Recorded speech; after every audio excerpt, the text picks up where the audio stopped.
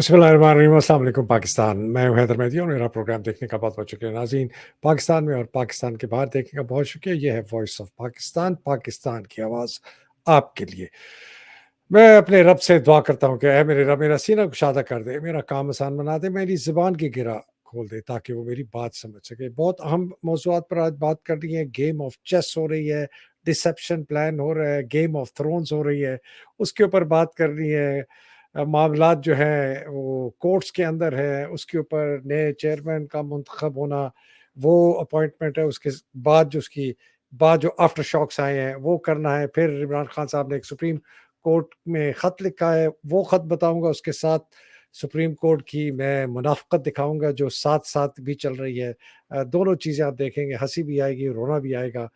और फिर एक जो मुहिम चलाई गई है मेरे और आदिल के खिलाफ, उसने एक नया रूप पकड़ा है और वो रूप भी मैं आपके सामने लेके आना चाहता हूँ। फिर आखिर में इलेक्शन कमीशन पाकिस्तान ने हदबंदियाँ कर दी हैं, अनाउंस कर दी हैं, 336 सीटें हैं। इसका क्या मतलब है, इलेक्शन होंगे या नहीं होंगे? सबसे पहले game of thrones, chess game, deceiver Asim Munir उरूज पर अपनी गेमें खेल रहा है। ये जो इंट्रा पार्टी इलेक्शंस का ढोंग रचाया था इलेक्शन कमीशन पाकिस्तान, आपको सबको पता है कि ये रचाया इसलिए था कि किस तरीके से पार्टी को बैट का जो है, बल्ले का जो सिंबल है, उससे महरूम किया जाए। वो इनकी जो ये चाल थी, उस पर एक काउंटर चाल इमरान ने की और उस चाल को जो कि आसिम ने एक की थी कि किसी तरीके से ईसीपी के से इनको ऐसी कॉर्नर में डाला जाए कि इमरान अगर इलेक्ट हो जाए चेयरमैन, पार्टी कल-अदम हो जाएगी कि इसलिए जी वो तो कन्विक्टेड है, इसलिए फिर इनको बल्ले का नहीं निशान दिया जाएगा और एटसेट्रा, एटसेट्रा, एटसेट्रा।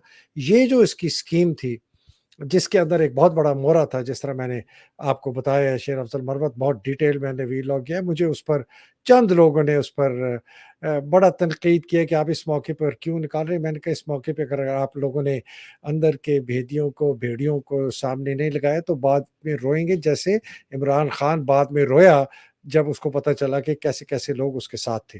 तो ये बताना बहुत ज़रूरी है, हो सकता है मैं गलत हूँ, मेरा ख़्याल है मैं नहीं होऊँगा। बल्कि मुझे तो आप छोड़ें, हामिद खान जिनके ऊपर कितना एतमाद है इमरान का, पार्टी का, जो कि बहुत असूल पसंद लॉयर हैं, उन्होंने अपने खुल के इंटरव्यू में कहा कि उनको बहुत सख्त बहुत खदशात हैं, सवालिया निशान हैं। शेर अफ़ज़ल मरवत के मुतालिक कहते हैं मुझे तो पता भी नहीं है आया कब, कहाँ से आया, कैसे आया, इतना सीनियर लीडर कैसे बन गया। और ये जो इनका पार्टी की चेयरमैनशिप को कब्ज़ा करने का एक जो प्लान था आसिम मुनीर का, वो फ़ेल हो गया। अब इसके साथ आगे क्या होता है? कुछ नहीं कह सकते कि अब कोई नया हरबा निकालेंगे। पार्टी के इंटर पार्टी इलेक्शन अगर ये करा भी लेंगे, कायम मकाम चेयरमैन के साथ भी, कोई और ऐसा लीगल जो है, कोई ये अपना निकाल के बीच में से ईसीपी कहेगी जी ये चूँकि नहीं हुआ तो ऐसे ही नहीं हुआ। ये वही वारी है ना कि वो चक्की चला रही थी तो उसे कह रहे थे चक्की चलाते हुए हिल क्यों रही हो? देखा ना, सास ने बहू को कहा। तो ये ईसीपी इस किस्म की सास है, वो कहेगी कि नहीं जी आप खड़े क्यों हैं? फिर वो बैठ गए, वो कहेंगे नहीं आप बैठे क्यों हैं? ये आपने दाईं तरफ टाँगें क्यों रखी, इनको बाईं तरफ क्यों नहीं रखी? तो इस तरह की बकवास चलती रहेगी। मैं तो जब तक बल्ले का निशान नहीं मिलेगा और इलेक्शन फ्री एंड फेयर नहीं होंगे, मैं तो किसी चीज़ पर, किसी की बात पर भरोसा नहीं कर रहा जब कि ये क्या होने वाला है, ये होगा। बस अब च गेम ऑफ चेस है ये। मैं वो एक मूव करते हैं, इधर से एक मूव कर दिए। इस वक़्त जो है ये आखिरी मूव जो है इमरान की, इसमें इनका पल्ला भारी। ये तो अब यहाँ की बात। दूसरी बात ये जी, बुशरा बेगम और अलीमा खान के दरमियान जो एक बहुत फ़साद कराने का चक्कर था, फैसल वाउडा बहुत ही बस इतना ये गटर के चूहे नुमा लोग हैं। कहा कि अब आप देखें क्या होगा, दाल बटेगी, फलाना होगा, कुछ भी नहीं हुआ।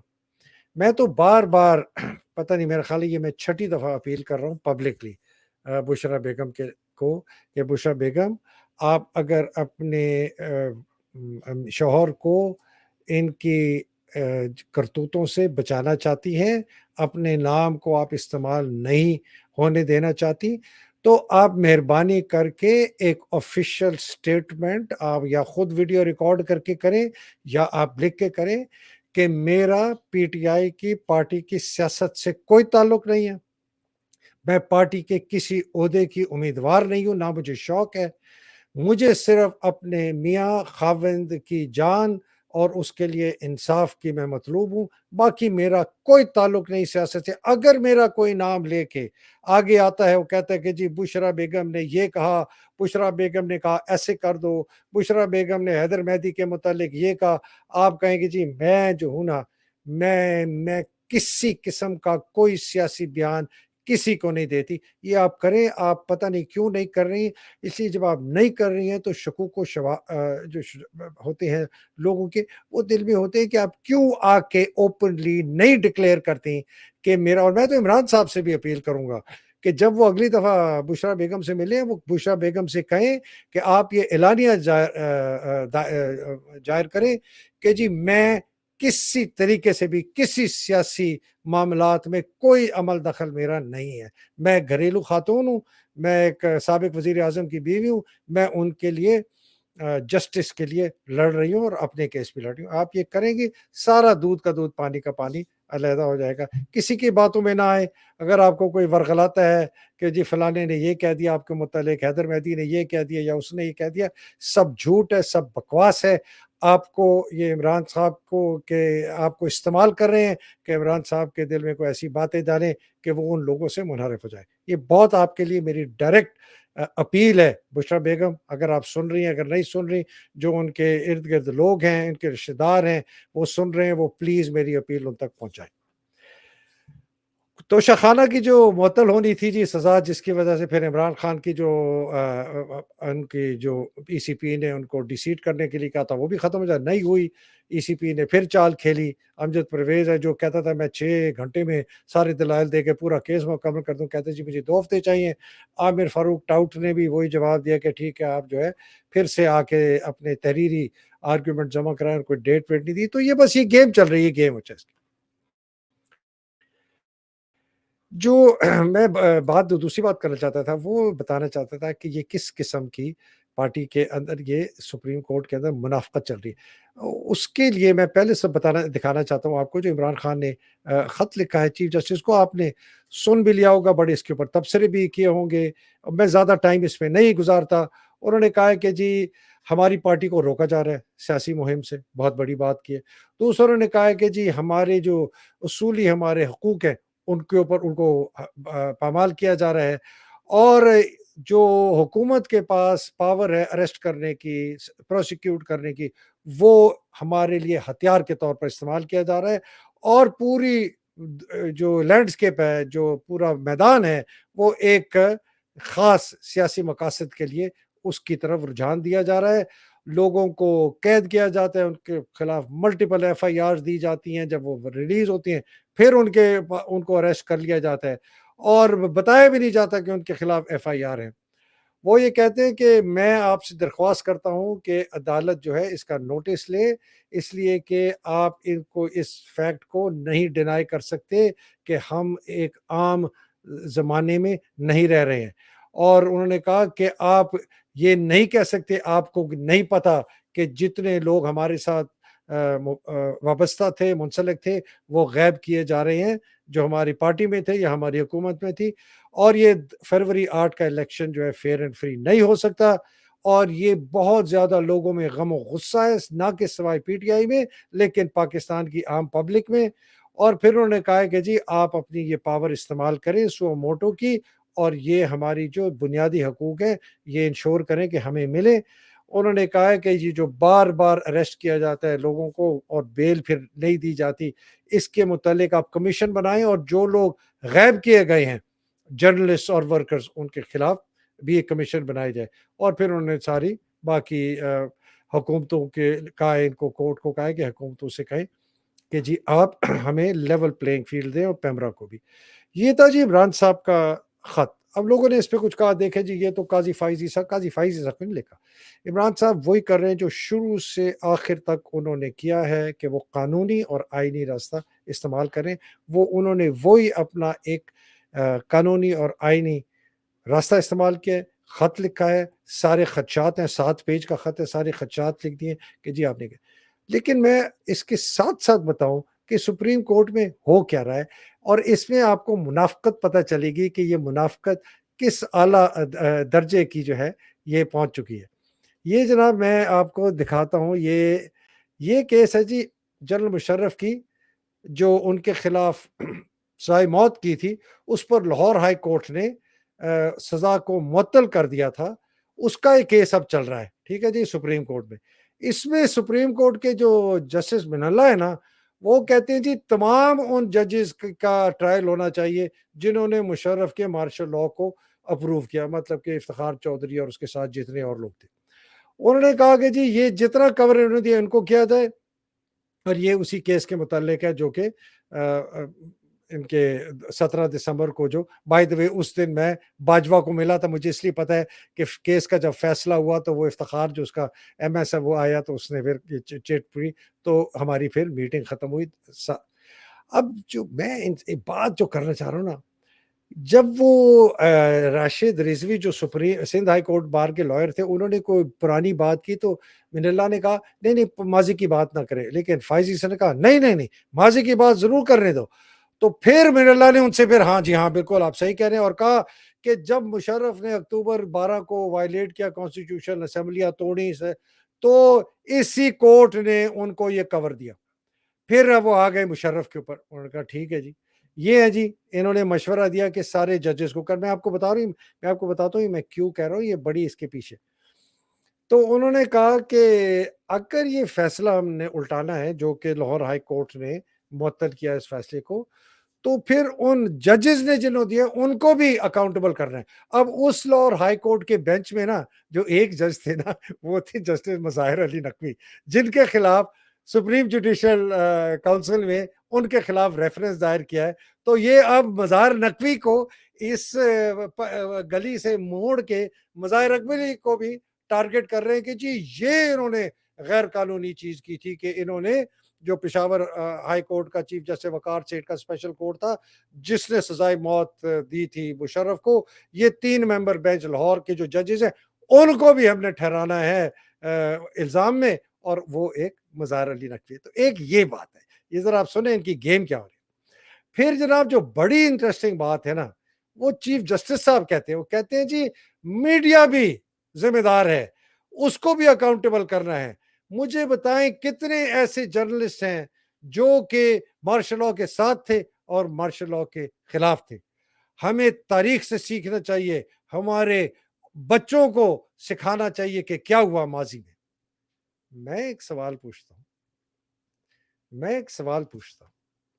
ایک معصومانہ سوال، فائزیسا سے، عطر ملنا سے، امین الدین سے، اور جو بھی ان کا میرا خیال ہے چوتھا کون ہے، شاید منصور علی شاہ ہے، کہ آپ آج جو ہو رہا ہے اندھے گونگے بہرے ہیں؟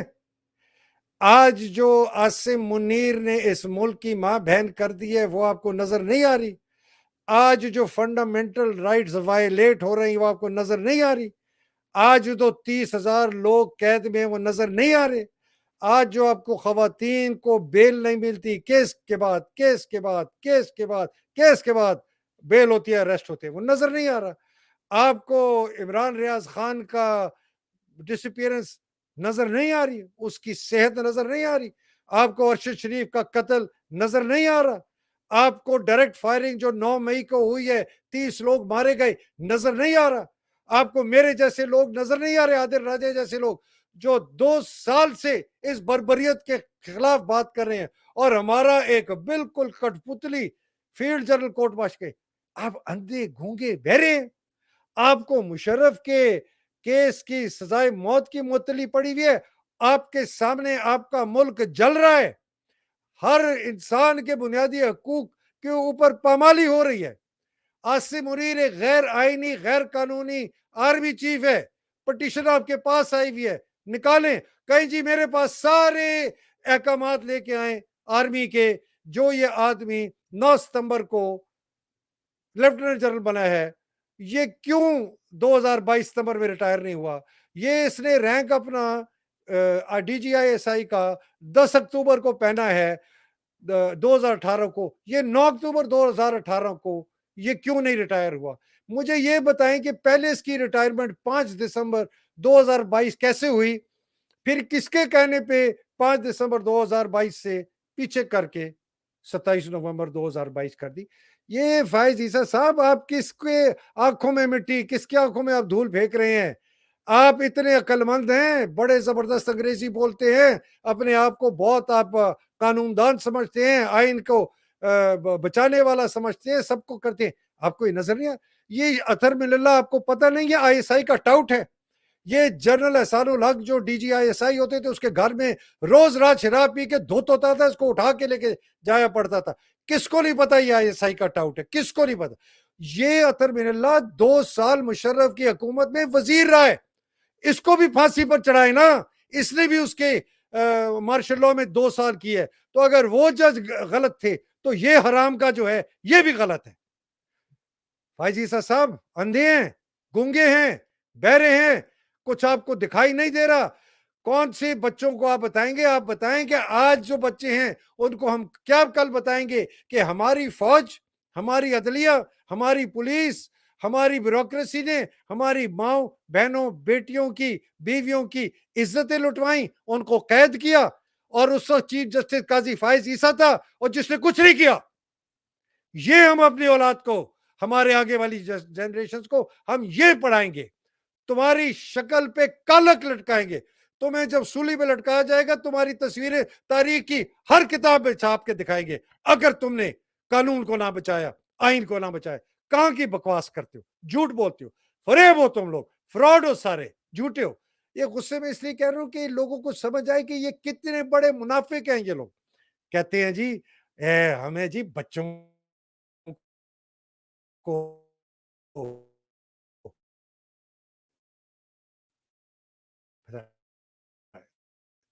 سالے تمہاری ایسا کر رہی ہے. اس کے اندر جی کچھ لوگوں کے نام بھی دے دیے، جوائنٹ سیکرٹری کوئی ہے، کوئی بیچاری ڈپٹی ڈائریکٹر ایف آئی اے کہ کوئی اسٹینو ہے، کوئی سیکشن آفیسر ہے، کوئی اپنا اسسٹنٹ پرائیویٹ سیکرٹری ہے، کوئی اس قسم کوئی ڈپٹی سیکرٹری ہے، کہ یہ لوگ عادل راجہ اور حیدر مہدی ان کو پیسے دیتے تھے، اور پیسے کے عوض یہ ان کو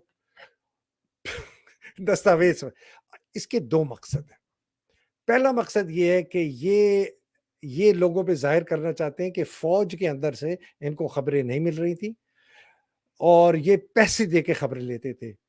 میں خدا کی قسم اللہ سبحانہ تعالیٰ کو حاضر ناظر جان کر اپنی اولاد کی قسم کھاتا ہوں کہ نہ میں ان میں سے کسی ایک آدمی کو جانتا ہوں، نہ میں نے آج سے پہلے ان کا کبھی نام سنا، اور میں نے پیسہ دینا کیا، میرے تو اپنے لالے ہیں، میں تو اپنا میرا مہینے کا خرچہ پورا ہو جائے، میرا رینٹ پورا ہو جائے تو میں پوچھو میری بیوی سے، جب وہ کہتی میں کہتے نہیں ٹھہر جاؤ، اب تو کرائے کے گھر پہ رہتا ہوں، ٹوٹی سی پرانی ایک 6 سال پرانی گاڑی ہے وہ چلاتا ہوں، میرے پاس پیسے دینے کے اینی وے. یہ میں آپ کو یہ ایک ان کا یہ ہے کہ یہ ظاہر کرے کہ ساری خبریں ہمیں فوج سے ملتی ہیں، حاضر سروس سے اور ریٹائرڈ سے، یہ میں آپ کو گارنٹی دے دوں، اور مجھے عدلیہ سے بھی ملتی ہے اور مجھے بیوروکریسی بھی ملتی ہے. اللہ سبحانہ تعالیٰ کو حاضر ناظر جان کر پھر سے کہتا ہوں، اگر ایک کوڑی پائی بھی میں نے کسی کو دی ہو، یہ بالکل جھوٹ ہے، من گھڑت. یہ پہلا ان کا تھا. دوسرا ان کا مقصد کیا ہے؟ دوسرا ان کا مقصد ہے کہ جو لوگ گورنمنٹ میں اپنی مرضی سے، بائی دا وے ان 4-5 کو تو میں جانتا ہی نہیں ہوں، اپنی مرضی سے ایک آزاد جمہوری پاکستان کی حمایت کرتے ہیں، پی ٹی آئی کے سپورٹر ہیں یا ہمدردی رکھتے ہیں، وہ اس بربریت کے خلاف ہیں، اور وہ اندر سے خبریں نکال کر کسی کو بھی دیتے ہیں، چاہے مجھے دیں، عادل کو دیں یا کسی اور کو بھی دیں، ان کو یہ ٹارگٹ کرے. نہ صرف ان کو ٹارگٹ کرے جو کہ دیتے ہیں، مجھے نہیں پتا کون دیتا ہے، لیکن ان کو ٹارگٹ کرے جو ہمدرد بھی ہیں، اور ان کو کہیں گے یہ تو جی خبریں دیتے ہیں، اس کو بھی پکڑ لو، اس کو بھی پکڑ لو، کہ جو اگر اس وقت دے بھی رہے ہیں یا ارادہ بھی رکھتے ہیں وہ بھی دبک جائے. تو یہ مطلب یہ فیسزم اور ٹوٹیلیٹیرینزم اور ڈکٹیٹرشپ کی انتہا ہے. اس کے بعد آپ دیکھیں گے کہ جس طرح مصر میں ابھی تو 30,000 کہہ دیے، شاید یہ آگے بڑھ کے 1,00,000 1,50,000 2,00,000 ہو جائے، اگر عوام باہر نہ نکلی، اپنے آپ کو منظم نہیں کیا اور اس نظام کو اکھاڑ کے نہیں پھینکا، اور فوج کے جو غیور این سی اوز جے سی اوز جوان افسر ہیں جنہوں نے اپنے جو انہوں نے حلف اٹھایا ہے پی ایم اے میں یا ریجیمنٹل سینٹر میں पास आउट होने के बाद कि हम इस मुल्क का दिफा करेंगे, आइन का दिफा करेंगे, सियासत में हिस्सा नहीं लेंगे और एक गैर कानूनी, गैर आइनी चीफ के गैर कानूनी अहकामात नहीं मानेंगे। जब तक आप ये नहीं करेंगे, आपके पाकिस्तान के हालात बहुत बुरे होंगे। अच्छा, इसके अंदर ऐसे घटिया किस्म के चूहे गटर के फुदक पड़े हैं। वो अब्दुल्ला गुल, जनरल हमीद गुल का बेटा, जहां भी अपनी वो शिनाख्त करते हैं ना, लिखते हैं सन ऑफ जनरल हमीद गुल। मैंने आज तक कभी लिखा है son of colonel S G Mehdi? भाई अपनी शिनाख्त अपने ऊपर। इस लीचड़े ने जिंदगी में कभी काम नहीं किया, ये हैंड आउट्स पे रहा है, लोग इसको पैसा देते रहे हैं और कभी भी इस आदमी ने सच बात नहीं की। इसने तो अपने बहनों का हिस्सा मारा है, ये अपने बाप की जायदाद खा चुका है। पूछे इसकी बहन उज़मा गुल से, ये इसने क्या किया है अपने बाप की जायदाद के। बहुत बड़ा हराम का पिल्ला है। अपने बाप की लेगेसी जो अच्छी बुरी है जैसी भी है, उसको ये गटर में मिला रहा है, वो भी इसमें शामिल हो गया। उसने ये नाम भी ट्वीट किए कि जी ये कैप्टन हैदर मेहदी और मेजर आदिल राजा। देखिए जी, आखिर में मैं आपको सिर्फ एक बात बताना चाहता हूँ कि फील्ड जनरल कोर्ट मार्शल, मैं बार-बार कहता हूँ लेकिन ये बात बताने की इसलिए ज़रूरी है कि आप लोगों को पता चल जाए कि ये गैर कानूनी फील्ड जनरल कोर्ट मार्शल है। ये गैर कानूनी क्यों है? मैंने 13 फरवरी 1981 को कप्तानी का रैंक फ़ौज को वापस दे दिया था। मैंने उसके बाद कभी नहीं इस्तेमाल किया। रैंक उस दिन मेरे से ले लिया गया चूँकि मैंने इस्तीफ़ा दिया था। बल्कि मैंने फ़ौज को ₹12,500 भी दिए थे, जो उन्होंने कहा कि जी आपके कोर्सेज़ के बनते हैं, ये आप हमें वापस दें। तो मैं 100% सिविलियन था, मेरा फील्ड जनरल कोर्ट मार्शल नहीं हो सकता। मैं 100% सिविलियन हूँ। एक तो ये बात। मैंने कोई इनसे कभी फैसिलिटीज़ ली, ना मैंने इनसे कोई बरात ली, ना मैंने कोई मेडिकल लिया, ना मेरे पास शिनाख्ती कार्ड है जो एक्स सर्विसमैन का, ना मैं रिज़र्विस्ट में हूँ, ना मुझे पेंशन मिलती है, कुछ भी नहीं। तो मेरा तो हो ही नहीं सकता। आदिल राजा का भी नहीं हो सकता, इसलिए आदिल राजा है तो रिटायर्ड, लेकिन आदिल राजा को इनको रीइंस्टेट करना चाहिए। अगर 2 साल से ज़्यादा उसकी रिटायरमेंट गुज़र चुके, वो उसको नहीं किया। और इतना झूठा इन्होंने ये बयान किया कि जी 21 नवंबर को इनके रैंक ले दी और मेरा रैंक तो 13 फरवरी 1981 में ले लिया था। मैंने खुद दिया है फ़ौज को, वापस ले लिया आपने, तो ये 21 नवंबर। इससे आपको पता चलता है कि ये कितना झूठा ट्रायल है। दूसरा, अगर हमें 7 अक्टूबर और 9 अक्टूबर को इन्होंने कैद की सज़ा सुनाई, तो 25 नवंबर को क्यों अनाउंस की? ये 1 महीना और कितने आपको 18 दिन इनको इंतज़ार के, इसलिए कि हुआ ट्रायल-व्रायल कुछ नहीं हुआ, कुछ भी नहीं हुआ। कोई दस्तावेज़ नहीं आई हमारे पास, कुछ नहीं हुआ कि कौन-सा कोर्ट है, किधर है, कहाँ बैठेगा, कब बैठेगा, क्या होगा, कुछ नहीं। इन्होंने 21, 22, 23 नवंबर को बैक डेटेड करके सारी कार्रवाई करके और ये कर दी कि इन्होंने अब फैसला किया है कि जी हमने फौजी जो रिटायर्ड अगर वो बात करेंगे, उनका भी इस तरह करेंगे और हैदर मेहदी के साथ जो राब्ता करेगा, उसके खिलाफ भी करेंगे। और ये अब तीसरा उन्होंने मुहिम शुरू की है कि हुकूमत में जो लोग इनके खिलाफ हैं, इनसे हमदर्दी नहीं रखते, उनके खिलाफ कार्रवाई करने की। तो ये आप प्लीज़ करके काम नहीं रुकेगा। इंशाअल्लाह ताला, अल्लाह सुब्हानहू व तआला की ज़ात है, तवक्कुल है, खौफ नहीं है। जब तक जान है, जब तक खून है, जब तक दिल धड़कता है, जब तक तवक्कुल है, हम जंग जारी रखेंगे पाकिस्तानियों।